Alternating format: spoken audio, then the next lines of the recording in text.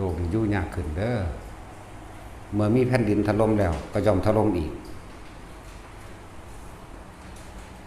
น้ำกับดินสิมาพร้อมกันเด้อต่อไปนี่อยู่ระหว่างกลางพรรษา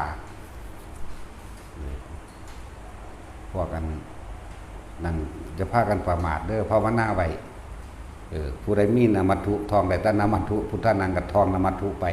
ผู้ใดพุทโธก็พุทโธไปผู้ใดจับลมหายใจใดก็จับไปผู้ใดทรงฌานเลิศฌานด้วยหรืออันใดๆก็เฮ็ดไปนั่นแหละตายวะตายคือเก่านั่นแหละตายคือเก่าได้เฮ็ดใดก็ดีจักว่าล่ะแต่ว่ามันต่างว่าพวกเจ้าสิตายย่นระยะทางในการเวียนว่ายตายเกิดหรือพวกเจ้าสิบ่ว่าเกิดอีกเลยเมื่อแผ่นดินไหวมันเกิดแล้วแผ่นดิน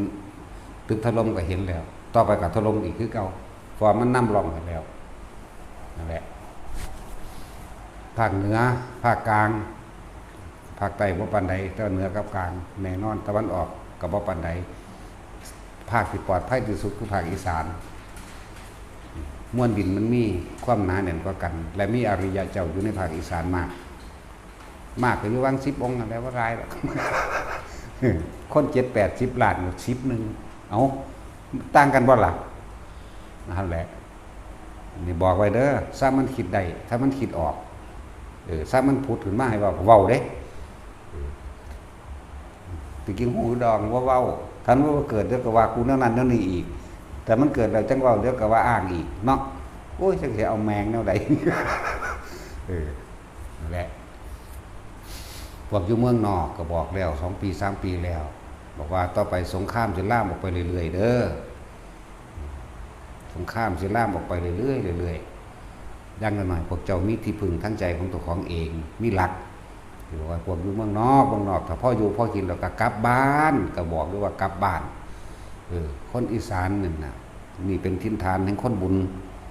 คนที่มีบุญเป็นพื้นฐานอยู่แล้วคนอีสานนั่นนะกระทั่งได้เกิดเอิญกันกินข้าวเด้นั่นแหละมีท่านมีจาคะมีความเคารพนับถือผู้เฒ่าผู้แก่ซึ่งกันและกันนั่นแหละมีความกตัญญูเป็นพื้นฐานอยู่แล้วเด้พวกอยู่เมืองนอกถ้าพ่ออยู่พ่อกินหนีสินเบิดแล้วก็กลับมาซะมันก็หากินซ้ำตาย1 ดอกไปก็เลยจักสิรวยปานใดเดี๋ยวนี้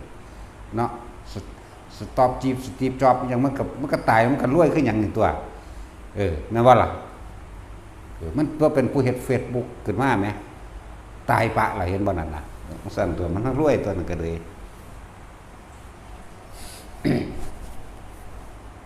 อะไรจังว่าพวกอยู่เมืองนอกสงชาติเจริญชาติเป็นแล้วจับจุดร่มเป็นแล้วก็อยู่จังซั่นแหละอยู่กับอยู่ตายคือเก่าแหละบ่ว่าสิรอดเด้เดี๋ยวนี้ ตายคือเก่า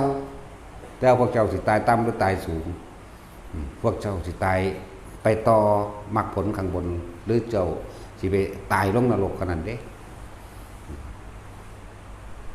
พูดถึงเรื่องตายมันก็ตายคือเก่านั่นแหละแต่ว่าองค์แห่งชาติที่พากันทรงชาติหรือผลแห่งชาตินี่สมาบัติหรือปิติเรานี่สิรักษาชีวิตพวกเจ้า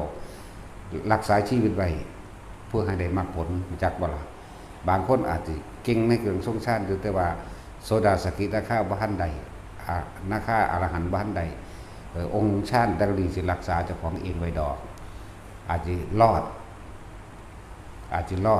จากเหตุการณ์ต่างๆเพื่อสิรักษาชีวิตนี่เห็นบ่รักษาชีวิตไว้เพื่อสิเข้าถึงถ้ำใดนะ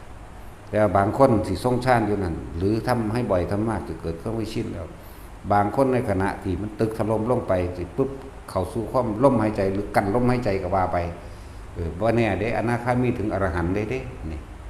เนี่ยอันที่แนะนำอยู่เดี๋ยวนี้มันมีตั้งแต่เป็นผลอันสูงสุดที่เฮาบ่คาดคิดว่าเฮาสิได้ถึงขนาดนั้นทำได้นี่แหละจึงบอกให้เป็นวิธีที่ง่ายชาวบ้านยังมีผัวมีเมียอยู่กระชางพวกเจ้าก็ฝึกไปยังต้องการความรักระหว่างเพศอยู่พวกเจ้าก็ฝึกหัดตัวนี้ไว้เป็นเครื่องป้องกันตัวเองนำจากบ่ล่ะเวลามันจนมุมจนตอกแล้วเจ็บปวดบ่มีผู้ใดรองรับกันใดมันก็ดึงเขาลมหายใจเองบาดสิตายแล้วจะสิเอิ้นหาไผมันก็ฟึบร่วมเข้ามาในลมหายใจเองตายในลมหายใจจังซี่ดีกว่าตายเพราะว่าคิดถึงผู้นั้นผู้นี้เด้นั่นแหละ